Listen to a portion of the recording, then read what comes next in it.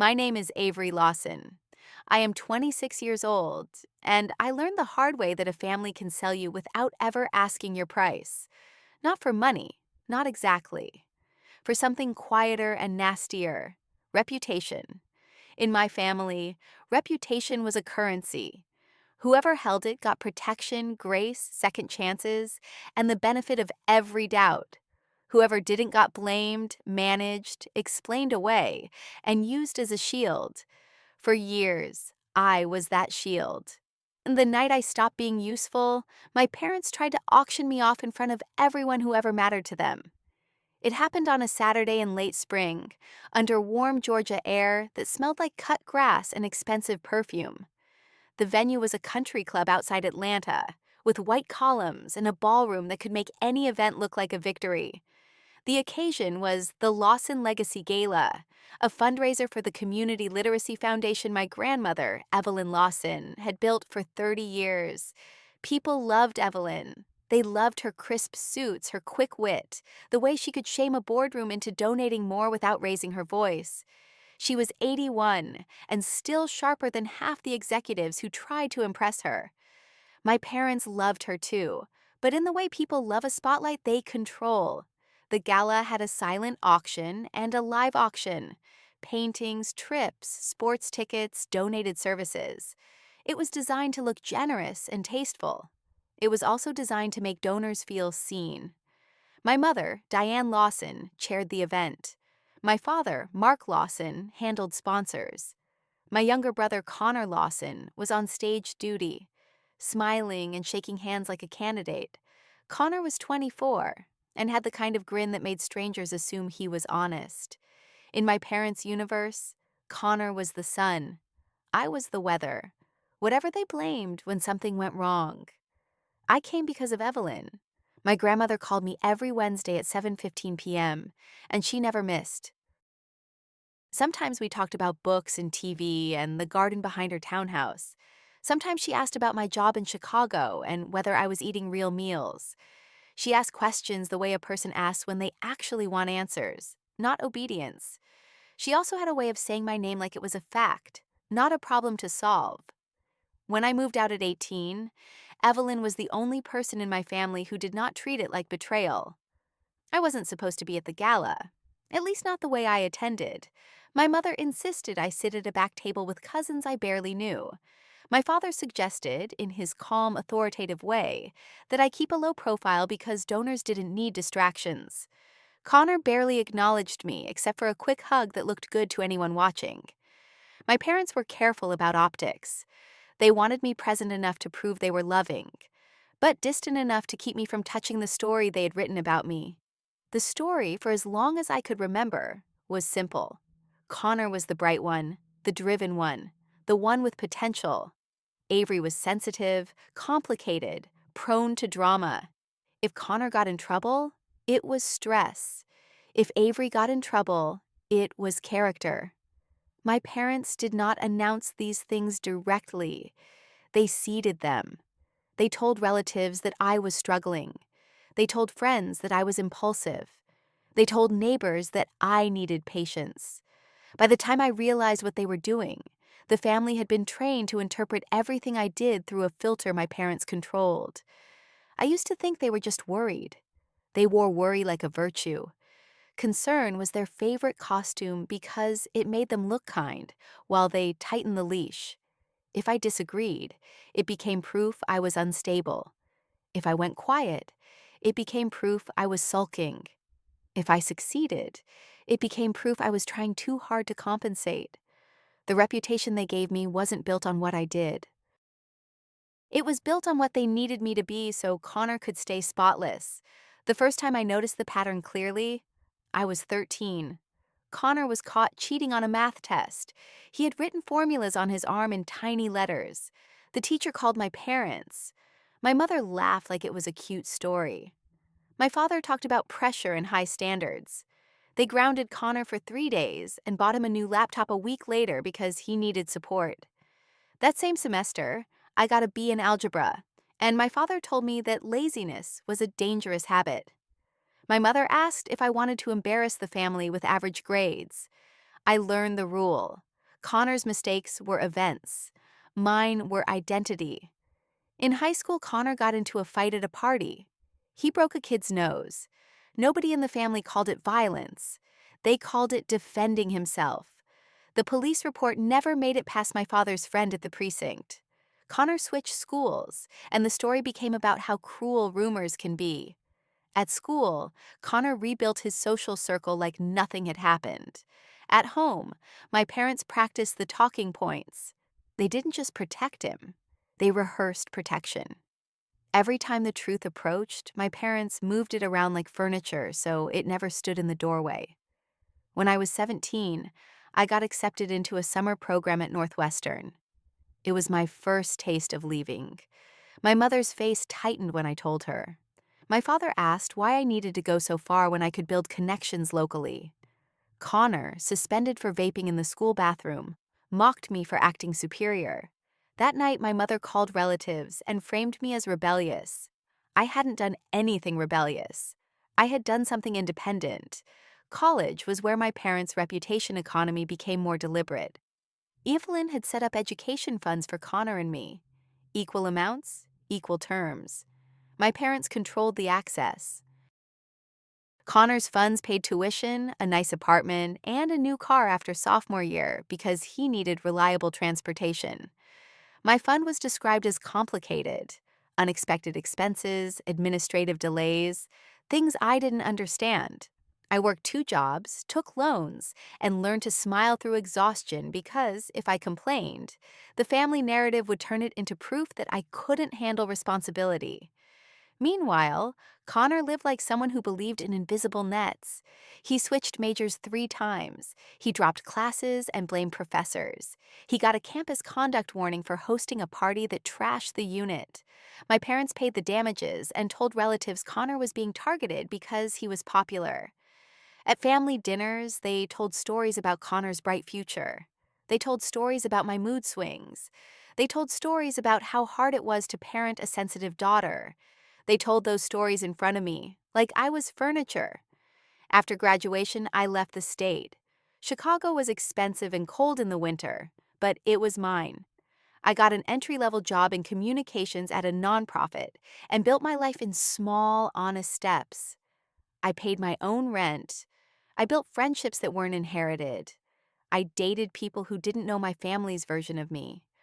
I learned to rest without guilt. And slowly, the old voice in my head that sounded like my mother began to quiet. My parents did not like that quiet. Distance made it harder for them to manage me. Every no became an insult. They sent texts about family values and loyalty. They sent messages that included Connor's name, as if Connor's needs were law. Avery, Connor is under pressure right now. Avery, Connor really looks up to you. Avery, your brother needs family.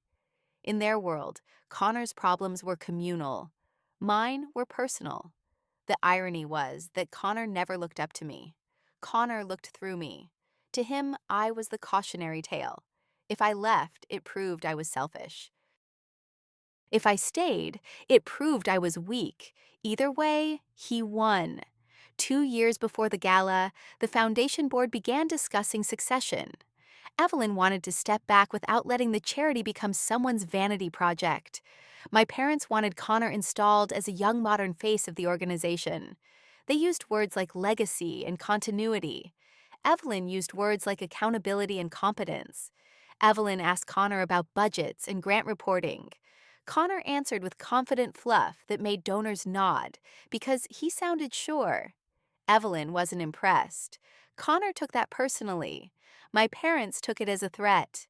A few months after that meeting, Connor's own life cracked in a way my parents could not fully hide. Connor got an internship at a local consulting firm, the kind of place my parents bragged about at church. 3 months later, Connor was quietly asked to resign.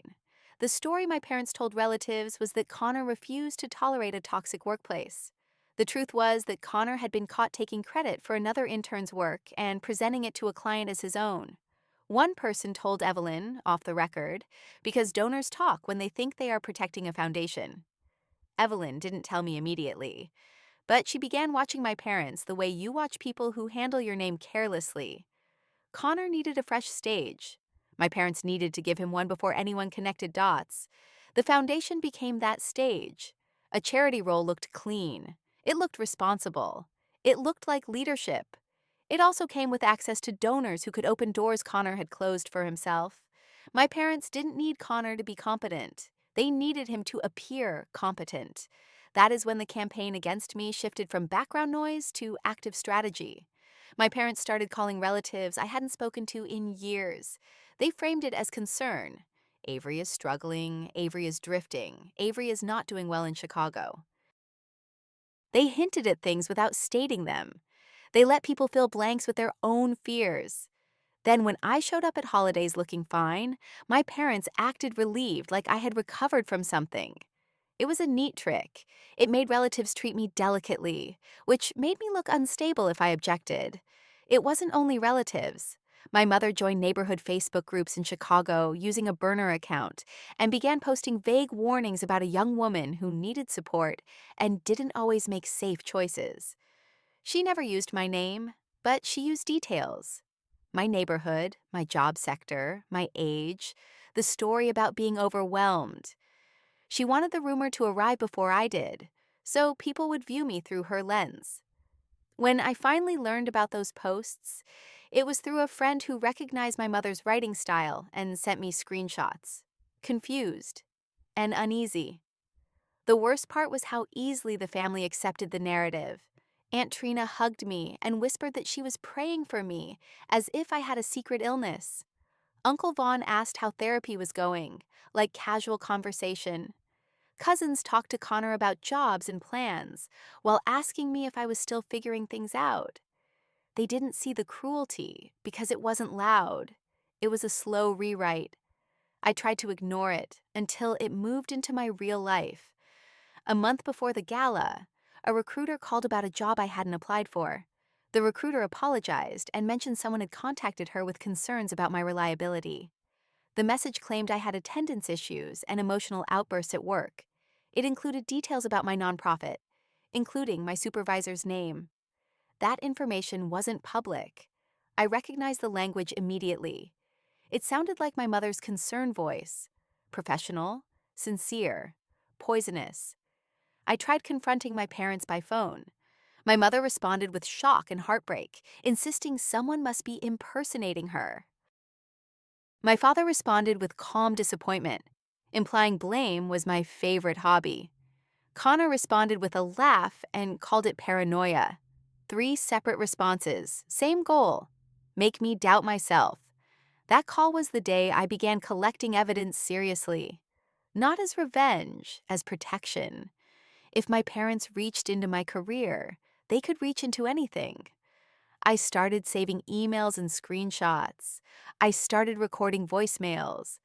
I started asking friends to forward any strange messages they received. I kept everything in a folder named January because naming it evidence felt too dramatic. I learned that drama is what people call truth when it threatens them. I wasn't alone in noticing. My best friend in Chicago, Tessa, received a message from an anonymous account warning her that I could be manipulative and unstable. Tessa knew me. Tessa also knew something was wrong when the message referenced a childhood incident only my parents would remember. A story my mother loved retelling at family dinners. Tessa forwarded it to me with one sentence.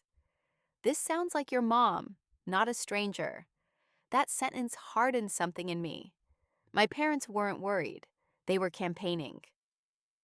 2 weeks later, Kira Lang, a cousin I hadn't seen since childhood, messaged me at midnight. Kira worked in event planning and had been hired as a subcontractor for the gala. The messages came in a string. Your parents are doing something. Don't respond if you're with them. There is an email chain that mentions you. Kira wasn't loyal to my parents' image. She was alarmed. Kira forwarded screenshots. The subject line referenced the live auction script. In the chain, my mother proposed a segment called The Truth About Family, an emotional tribute about sacrifice. My father replied with language about challenges and resilience. Connor added a line about how the foundation needed leaders who represented stability and trust. Then my mother wrote the part that made my hands go numb. A story about a daughter who made destructive choices and how her parents still showed compassion.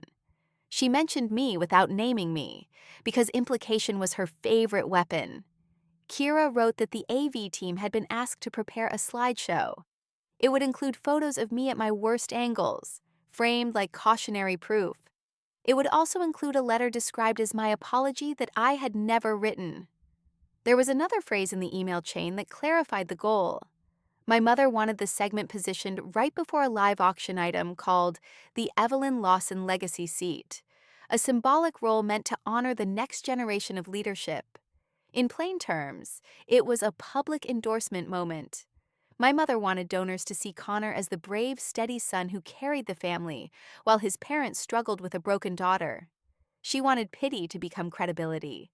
It wasn't just reputation control, it was reputation conversion. Turn my supposed instability into Connor's proof of stability, then cash it in with donors. I read the screenshots 3 times. My body went calm.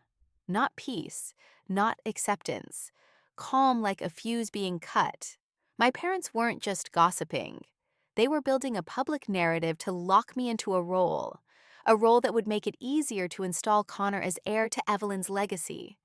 Connor would shine against my manufactured shadow. My parents would look like patient martyrs.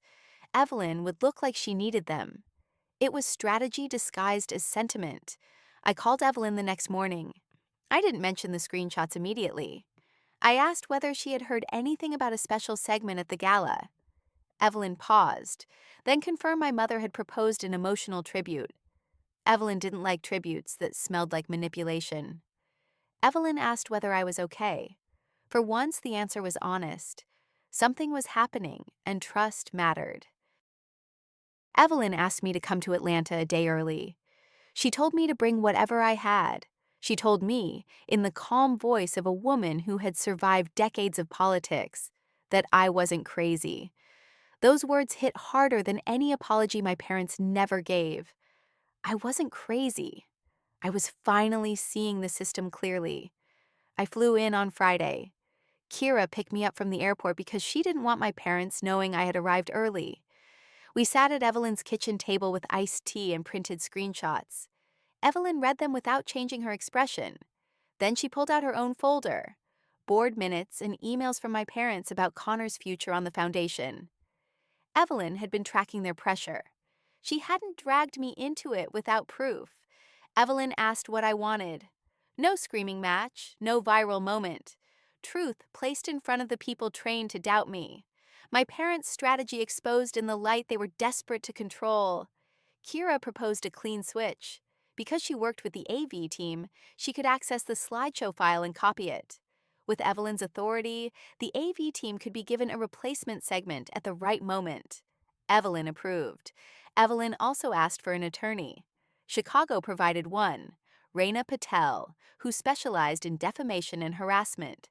Reina listened and asked for direct proof linking my parents to the recruiter message and rumor campaign. Headers, metadata, timestamps, anything that would survive scrutiny. Reina warned that families like mine love to reframe evidence as an emotional overreaction. Hard documentation prevents that. Reina also reminded me that the goal didn't have to be a lawsuit. It could be leverage, a boundary with consequences that could not be spun as drama. Saturday morning, we met the AV manager Brooks, who looked like he had survived too many galas. Kira asked for the working folder. I opened the slideshow. Foundation logo. Evelyn smiling. Then a slide titled Family Resilience. Photos of Connor shaking hands with donors. Photos of my parents in formal attire. Then photos of me from moments my mother had saved like inventory. Strained smiles, red eyes, bad angles. The final slide displayed a typed apology letter with my name at the bottom. It described me as unstable, irresponsible, and grateful my parents never gave up on me. It ended with a line about stepping aside so Connor could carry the legacy. It was a confession I had never written. Embedded in the file was a script note that made my stomach drop. My mother planned to place the fake apology letter inside a decorative envelope, then announce it as a surprise from me to Evelyn and the donors. She planned to cry, to make the room soften. She planned to hold me as if she was comforting me, forcing my body into the role of grateful broken daughter. If I resisted, it would look like instability. If I accepted, it would look like confession. My mother didn't want me silent. She wanted me trapped. Evelyn ordered the segment canceled. Brooks looked relieved. Evelyn ordered a replacement, a transparency statement about governance, followed by documentation. No insults, no pleading, records. All afternoon, my own file took shape. The recruiter message, forwarded with original headers. 2 anonymous emails sent to my supervisor with phrasing only my mother used. A voicemail transcript where my father threatened to call people who mattered and tell them the truth about me. A screenshot from Connor months earlier, bragging that mom could handle the optics and I just needed to stay quiet. And the gala email chain proving the public smear was planned. Evelyn edited out anything that sounded like vengeance. Evelyn wanted my parents trapped in facts. Late afternoon, my parents tried to reach Evelyn. My mother called and asked for a private meeting before the gala. Evelyn declined. My father appeared at Evelyn's townhouse door with a bouquet and a practiced smile. Evelyn didn't let him in. Evelyn texted me one sentence. They feel it slipping. They did. They were used to being the authors. They were not used to being edited. The gala began at 6. Donors arrived in suits and jewel-toned dresses. Board members smiled with practiced warmth. Connor worked the room with easy charm. My mother floated like she owned the air. My father shook hands with sponsors like a man convinced the world owed him respect. No one expected a storm because my parents rarely let storms reach the ballroom. I stayed near Evelyn's table. Evelyn introduced me to donors as her granddaughter, which mattered because my parents tended to introduce me as their daughter, a subtle difference that made me sound like a responsibility instead of a person. Evelyn treated me like an asset to the foundation, not a liability to the family. The live auction started harmlessly. Weekend at a lake house, private dinner with a celebrity chef, sports tickets, applause and laughter, paddles raised. My mother watched the room like a conductor. My father watched donors like a salesman. Connor watched Evelyn, waiting for the moment he could claim her spotlight. My mother signaled the MC. The MC introduced her as a devoted daughter and community leader. My mother stepped toward the stage holding the folder. The ballroom lights dimmed. My heart stayed steady, like my body had already spent its fear budget. My mother began with gratitude and family language, then shifted to resilience and sacrifice. She gestured to the screen behind her. The screen lit up with the foundation logo. My mother began reading the first line about sacrifice. Then she hesitated, because the next slide wasn't hers. It was Evelyn's transparency statement. Evelyn stepped onto the stage and took the microphone with ease. She announced governance policies, independent oversight, and that personal narratives would not be used as fundraising entertainment. That line landed like a quiet slap. My mother's smile tightened. My father's jaw set. Connor's grin froze.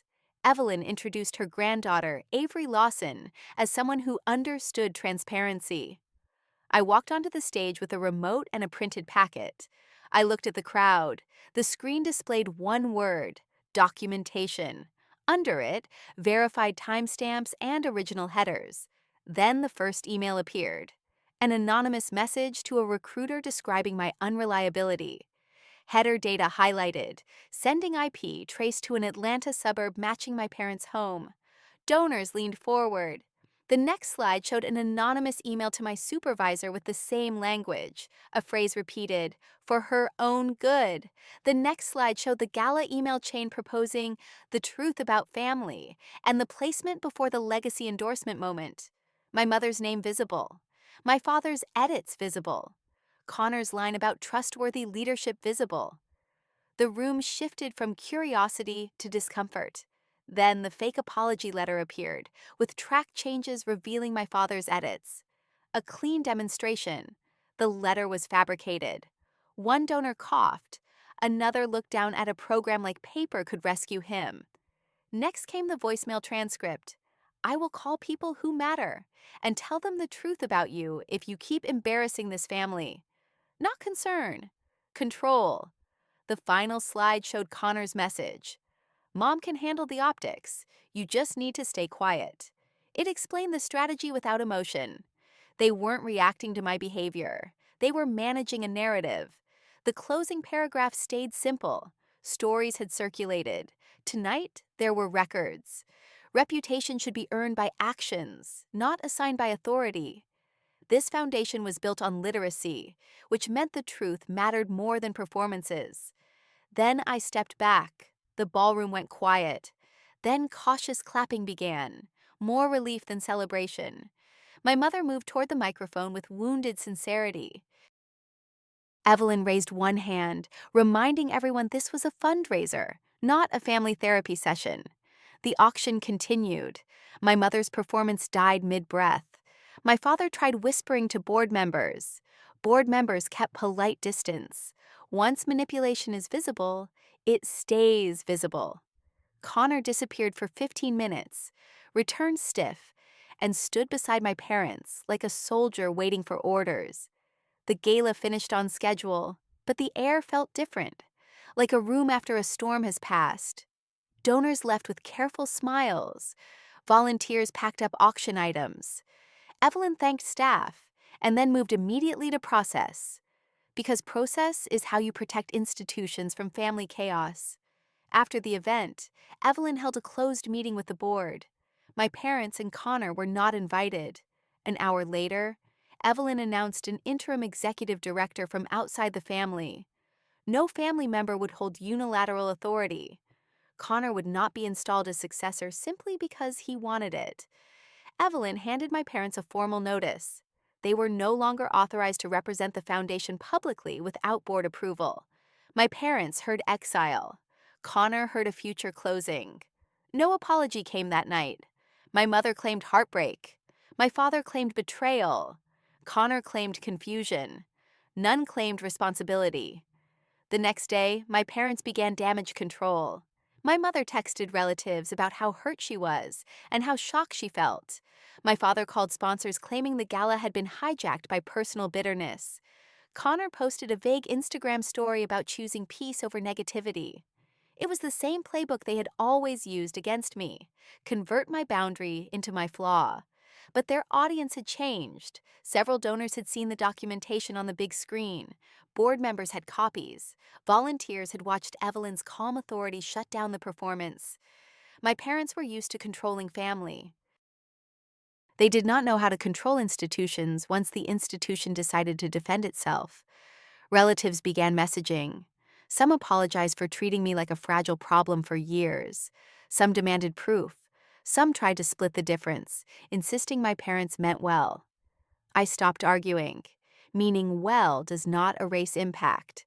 I sent the same documents politely, without commentary. Silence followed in places where excuses used to live.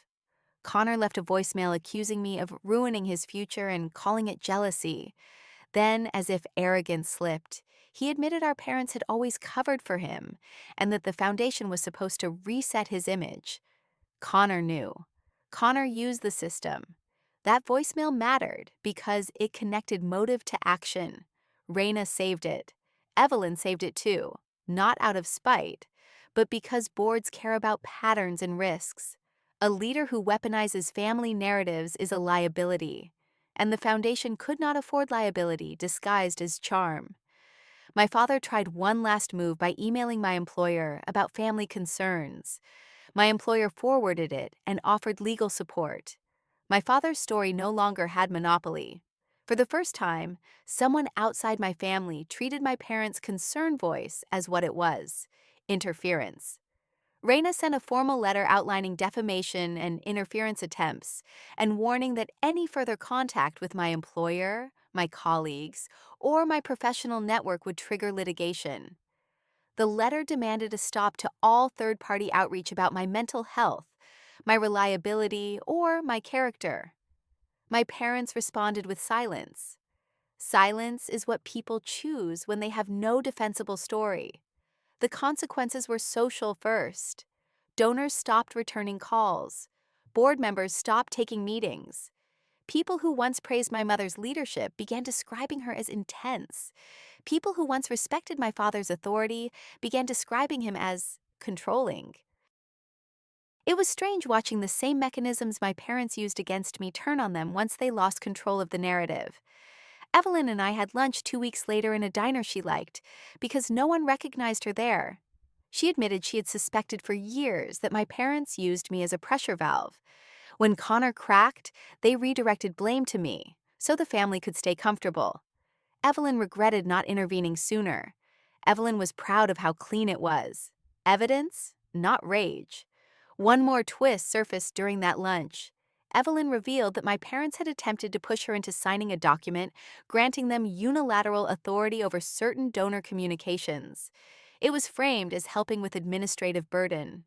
It was really a way to control who heard what and when. Evelyn had refused, then watched my parents increase pressure and expand the narrative that I was unstable. Creating a family crisis would have made their power grab look necessary. I asked whether my parents would ever change. Evelyn looked out the window for a long time. Change requires discomfort, and my parents spent their lives avoiding discomfort by relocating it onto someone else. Evelyn reminded me that my job was not to fix them. My job was to stop letting them use me. I returned to Chicago with a strange kind of peace. Not happiness, peace, the kind that arrives when a lifelong question finally has an answer. Why did they treat me that way? Because it worked. It worked for Connor. It worked for their image. It worked until it didn't. Months passed. I rebuilt relationships with relatives who had the courage to admit they were wrong. I kept distance from relatives who wanted me to pretend it never happened. I stayed close to Evelyn. Every Wednesday at 7:15 p.m. she called. She never asked me to forgive my parents. She asked me to be free. In the fall, the board announced a permanent executive director with a background in community education and compliance. Donors responded well. The foundation's reputation recovered quickly because it had always been anchored in Evelyn's work, not my parents' polish. Evelyn stepped back more comfortably, knowing governance was protected. Connor vanished from the foundation's orbit. My parents remained local, still social, but less powerful. When a family's leverage is reputation, losing control of reputation is losing gravity. My parents attempted to reconnect once, 3 months after the gala. A package arrived with a handwritten note about forgiveness and moving forward. The note included Connor's name twice. It mentioned my role as a sister before it mentioned me as a person. It offered peace only if I returned to the role. I didn't answer. That is the part people misunderstand about boundaries. A boundary is not a negotiation. It is information about what happens next. My parents had already been told what happens next: documentation, legal consequences, and distance. Distance was not cruelty. It was self-preservation. That night ended with one last attempt at control. Outside the ballroom, in the warm dark near the valet line, my parents cornered me the way they used to corner me in the kitchen when I was a teenager. My mother's eyes were bright with a practiced kind of pain that always looks sincere to strangers. My father's expression was flat and managerial, the face of a man who believes emotions are inconvenient details. The words that came were predictable, disloyal, ungrateful, cruel, unstable. Those labels were not reactions. They were tools, brought out when the old tools stopped working. Connor hovered a few steps away, watching like a referee, waiting to see whether the system would reassert itself. It didn't. Nothing changed in my posture, my voice, or my pace. That was the part they couldn't handle: the absence of fear. Back inside, Evelyn moved through the remaining donors and thanked them personally. That mattered more than any argument, because donors remember composure. Several donors approached me quietly and offered support in the careful way people offer support when they are still processing surprise. One board member asked for a copy of my documentation packet for the foundation's records. Another board member asked whether I wanted to file a formal complaint against my parents as individuals. The foundation had a duty of care to its staff and volunteers, and reputational sabotage counted as risk. I declined the complaint for the foundation's sake, but I confirmed that legal boundaries were already in motion. That answer satisfied them. Institutions love clarity almost as much as families hate it. The morning after, Connor tried a subtler approach. A message arrived from an unfamiliar number with a tone that pretended to be neutral. It suggested that the family could handle things privately if I agreed to sign a short statement confirming that my parents only meant well and the gala moment was a misunderstanding. It promised peace and offered a vague benefit: support, forgiveness, unity. Attached was a draft statement that described me as having misunderstood my parents' concern due to stress. It was the same trap, rewritten. If I signed, it would become proof that the documentation was exaggeration. If I refused, the refusal could be framed as hostility. The only safe response was no response. Raina read the draft and called it what it was: an attempt to manufacture consent after the fact. She added a new paragraph to the cease and desist letter, stating that any solicitation for statements, retractions, or admissions would be treated as continued harassment. She also advised documenting any contact routed through new numbers, friends, coworkers, or relatives. My parents preferred indirect pressure because indirect pressure keeps their hands looking clean. Raina's job was to make indirect pressure count anyway. The family's reaction arrived in waves. First came the shocked messages from relatives who finally understood how the narrative worked. Then came the quiet, which was more telling than any apology. People who had enjoyed the comfort of my parents' story didn't know what to do with the discomfort of facts. Some relatives tried to preserve the old balance by pleading for everyone to move on. Move on was always code for return to the roles. I stopped translating code for them. I didn't argue, I didn't explain, I didn't plead. I answered only the questions that were asked in good faith. Kira faced backlash for helping. My mother called event contacts and implied Kira had sabotaged the gala for attention. Kira lost 2 small subcontracting gigs in the following month, not because people believed my mother fully, but because people avoid anyone near conflict. Kira didn't blame me. Kira told me the truth had been worth the cost, because my mother would have hurt someone else eventually, and at least now the pattern was visible. That loyalty mattered. It also reminded me that courage is rarely free. In midsummer, the board completed a risk review. Nothing dramatic, no public scandal. A formal governance memo circulated quietly among major donors and board advisors, explaining leadership structure and reinforcing boundaries between family and foundation operations. The memo avoided names, but everyone who needed to understand the situation understood it. My parents' power had never been official. It had been social.